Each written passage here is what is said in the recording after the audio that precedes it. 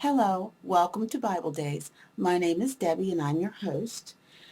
We're going to be reading from the New International Version Bible, and we'll be reading Genesis chapters 32 and 33.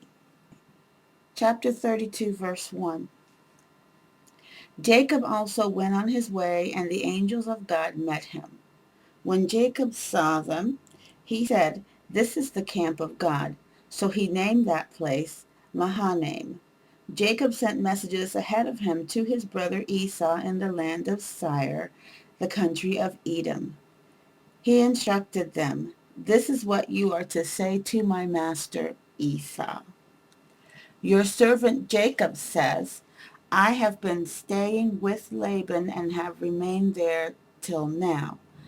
I have cattle and donkey, sheep and goats, men servants and maid servants.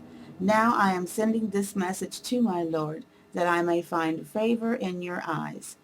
When the messengers returned to Jacob, they said, "We went to your brother Esau, and now he is coming to meet you, and 400 men are with him."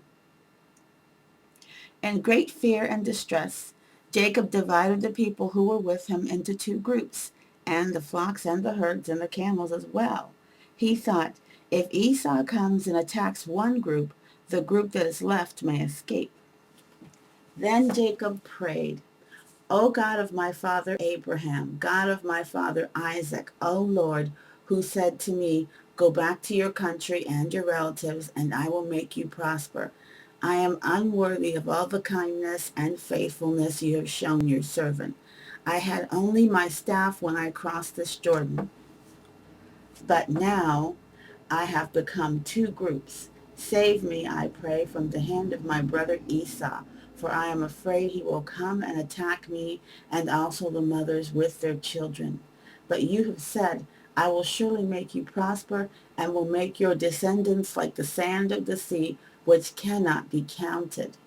He spent the night there, and from what he had with him he selected a gift for his brother Esau: 200 female goats and 20 male goats, 200 ewes and 20 rams, 30 female camels with male donkeys and 10 male donkeys. He put them in the care of his servants, each herd by itself, and said to his servants, "Go ahead of me and keep some space between the herds." He instructed the one in the lead, "When my brother Esau meets you and asks, 'To whom do you belong, and where are you going, and who owns all these animals in front of you?' then you are to say, 'They belong to your servant Jacob. They are a gift sent to my lord Esau, and he is coming behind us.'"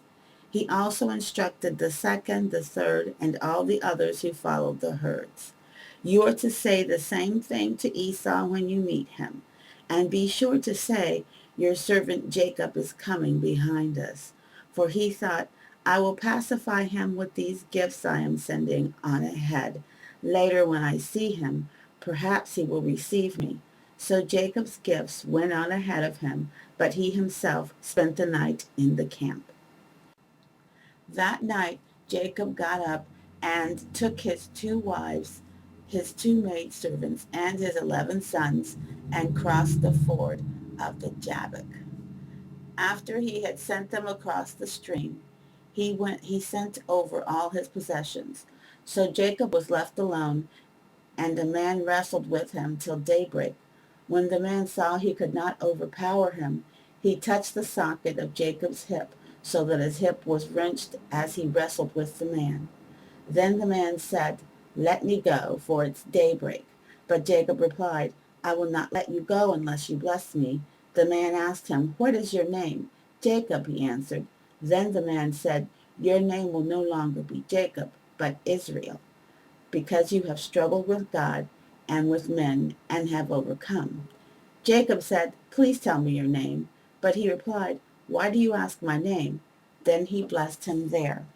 So Jacob called the place Peniel, saying, "It is because I saw God face to face, and yet my life was spared." The sun rose above him as he passed Peniel, and he was limping because of his hip. Therefore, to this day, the Israelites do not eat the tendon attached to the socket of the hip, because the socket of Jacob's hip was touched near the tendon. Chapter 33. Jacob looked up, and there was Esau coming with his 400 men. So he divided the children among Leah, Rachel, and the two maidservants.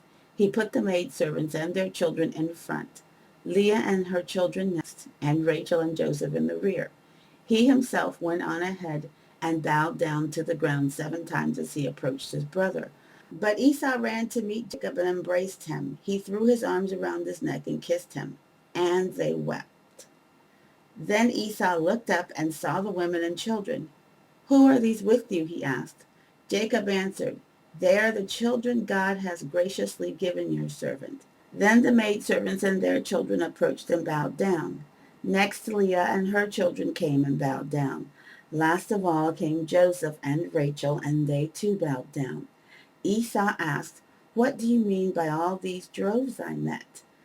"To find favor in your eyes, my lord," he said. But Esau said, "I already have plenty, my brother. Keep what you have for yourself." "No, please," said Jacob.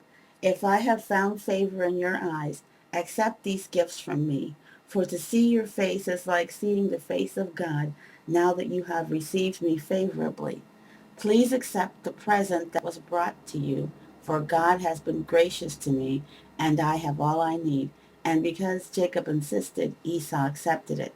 Then Esau said, "Let us be on our way. I'll accompany you." But Jacob said to him, "My Lord knows that the children are tender, and that I must care for ewes and cows that are nursing their young. If they are driven hard just one day, all the animals will die. So let my Lord go on ahead of his servant, while I move along slowly at a pace of the droves before me and that of the children, until I come to my Lord in Seir." Esau said, "Then let me leave some of my men with you." "But why do that?" Jacob asked. "Just let me find favor in the eyes of my Lord." So that day Esau started on his way back to Seir. Jacob, however, went to Succoth, where he built a place for himself and made shelters for his livestock. That is why the place is called Succoth. After Jacob came from Paddan Aram, he arrived safely at the city of Shechem in Canaan and camped within sight of the city. For 100 pieces of silver he bought from the sons of Hamor, the father of Shechem, the plot of ground where he pitched his tent. There he set up an altar and called it El Eloi Israel. I read Genesis 32 and 33 from the New International Version Bible. My name is Debbie, and I've been your host. Thank you so much for joining me for Bible Days, and may God bless you.